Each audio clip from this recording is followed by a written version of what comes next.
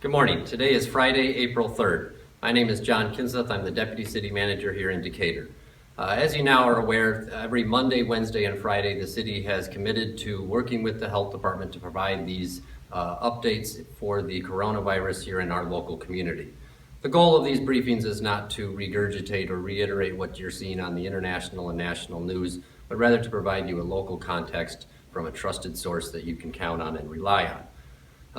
As you are aware, we are now closing out the second week of the stay-at-home order from the Illinois governor, and we have at least 4 more weeks of this to anticipate moving forward. Rest assured and know that the city offices do remain open to provide services. Although the public offices are closed, you can still contact city staff via telephone, via email, via the website. You can get information on all of the services that you are used to from the city of Decatur. During this time, we continue to make changes on a daily basis. Most recently, as Scott had talked about in the Wednesday briefing, is that the city has moved our busing protocols for our fixed route transit system. So we eliminated the fare collection and are encouraging residents to board and deboard from the back door of the buses in an effort to avoid walking past the driver of the buses to minimize the spread of COVID-19. Additionally, we've had some feedback about the law enforcement and continuing to issue traffic tickets. I want to remind you that the Decatur Police Department is continuing to provide services, including traffic enforcement. Now is the time more than ever that we cannot afford any unnecessary accidents or hospitalizations. You need to abide by the speeding regulations and all the other traffic parameters that are normally enforced. Although there are fewer cars for the law enforcement to focus on, certainly we are doing our part to make sure that everybody is staying safe. In addition, the city website is continually updated, providing with the latest information of resources available to our residences and to our businesses. We are working with the EDC and with the Chamber of Commerce to make sure that we are pushing this information out as quickly as we can to make sure that our residents are being kept up to date on what is going on in the community and what we are doing for our residents and businesses during this time. Other questions that we have had recently include questions about Lake Decatur. Lake Decatur does remain open for recreational use. Understanding the fact that boaters and fishers need to continue to maintain proper social distancing. We have no concerns over the water supply during this time. The US EPA and CDC have determined that the nation's drinking water supply is not at risk during COVID-19 crisis that we are currently under. Another change that I want the residents to be aware of is garbage service changes. Due to the concern over community spread of COVID-19, the garbage companies, both Advanced Disposal and Waste Management, have changed some protocols that will impact residents. Both haulers will no longer pick up bulky items, and so at this time we ask that you hold on to your bulky items as much as possible, and we will resolve these issues in the weeks ahead. Additionally, if you are a garbage customer that is typically used to putting out bags of garbage, that is no longer going to be accepted. Garbage needs to be placed in a can with handles so that it can be picked up in an automated way and to minimize the exposure to the garbage truck drivers when they are loading garbage into the truck. This is all for your benefit, as much of a change as it may be. If our garbage truck drivers become infected or become impacted by this, there is the possibility that garbage service gets further reduced, and that is what we are attempting to avoid at this point. Additionally, if you feel that a business is violating the stay-at-home order from the governor, we will direct you to call the DCEO hotline. They will make the determination of whether that business is an essential business or is not an essential business, and will give guidance to the local government as to what we should be enforcing.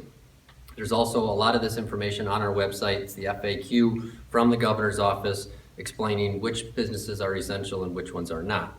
One of the questions that has come up in the past few days as we prepare to get closer to Easter is outdoor church services for Easter.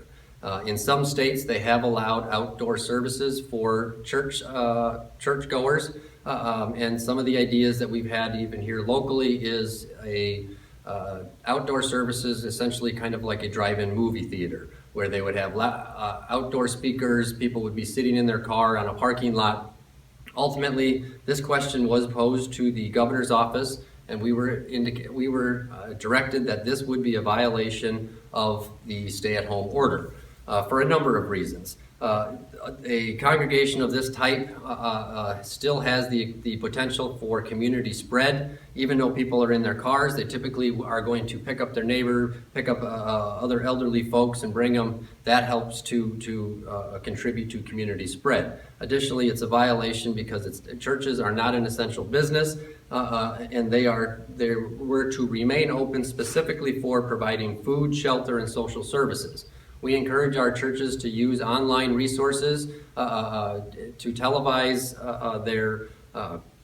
their church services that way, where people can stay at home as directed by the governor and still continue to participate in the services that they are accustomed to from their churches.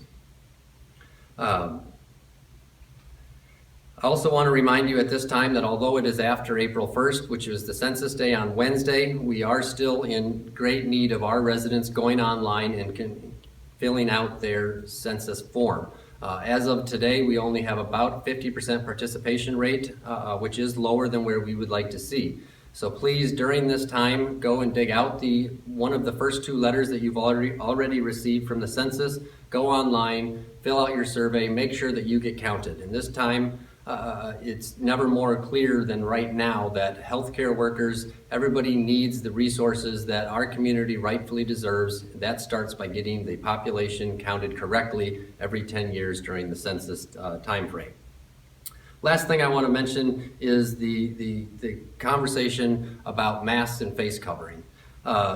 There is a lot of discussion going on nationally about whether or not a face mask or face covering is necessary at this time. It is not the city's role to make that determination, but I am telling you that it is something that is likely going to start showing up in our community. We see some people already moving about Decatur with a N95, various types of face masks, sometimes even with bandanas, scarves, etc., covering their faces. There really is no reason. This should not cause an alarm, and this does not mean that we have a growing number of cases that are similar to places that we see on the national news. But this is a proactive measure that is being taken by individuals to try to reduce the spread. And I believe my next speaker, Dr. Junker from SIU Med, will talk more about the health side of things and certainly can provide some explanation as to the benefits and what to anticipate as it relates to that.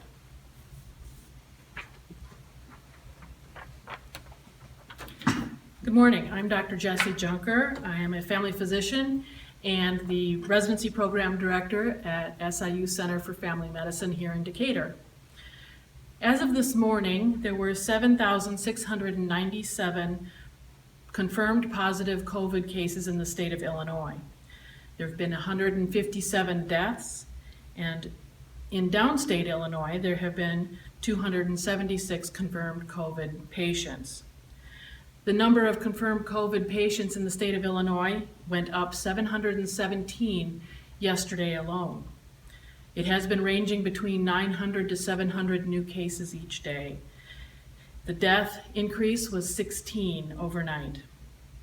We've had an increase of 53 overnight in the downstate Illinois region as well.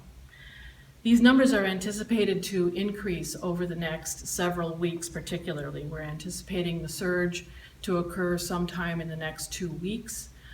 The peak has been identified as being perhaps from the 9th to the 15th. It's very important at this time that we not lose sight of the importance of social distancing.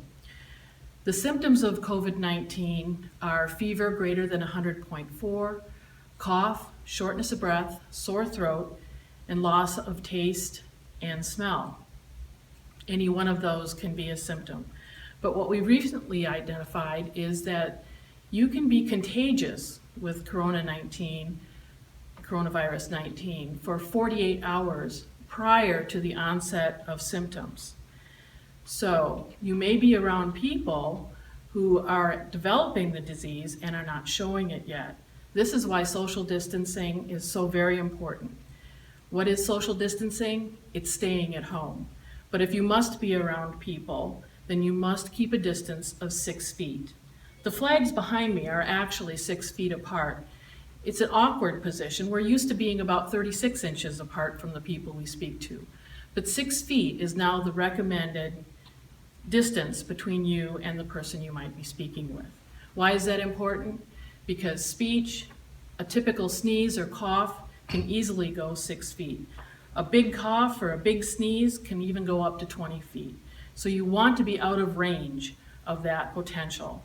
And coronavirus 19 is spread by droplet formation and hitting other people. It also hits surfaces. That's why it's so important to wash your hands whenever you touch anything and to not avoid touching your face, because you transmit the virus from the surface onto your face, and that can infect you that way. So if you have gone to the physician recently, you may notice some differences, and I'd like to talk a little bit about that. Do not just drop in on your physician these days. Many physicians' offices are closed, or they have reduced staff to help keep their staff and other patients safe. We are trying to keep people who may be infected out of the offices. So call first, and then you may receive another call to screen you for those possible symptoms. You may be actually told to stay home if you have some of those symptoms. That's important to listen to. But if your physician decides or provider decides to have you come in, you will likely be screened, perhaps outside the building, for those symptoms as well. If you are positive for those, you may be directed to go to a very specific separate part of the office where personal protective equipment will be utilized, such as goggles and masks, and you may be asked to wear a mask as well. People who do not have those symptoms will likely go to another part of the building. But don't be surprised if your physician or provider is wearing personal protective equipment even in that situation. We are trying to find ways to keep people out of the building, and in some offices we have developed telemedicine and phone visits as an option to coming in and keeping you safe at home. Coronavirus can affect any one of us. It is widespread. The screening issues around travel have been dropped because it is in every community, and you must interact with people like they have it. So keep your distance, 6 feet apart, wash your hands frequently, don't touch your face, and stay at home. That's the most important thing. But if you need to interact with your physician, they're available. Just give us a call and don't just drop in. Everyone, please stay safe, stay at home, and thank you.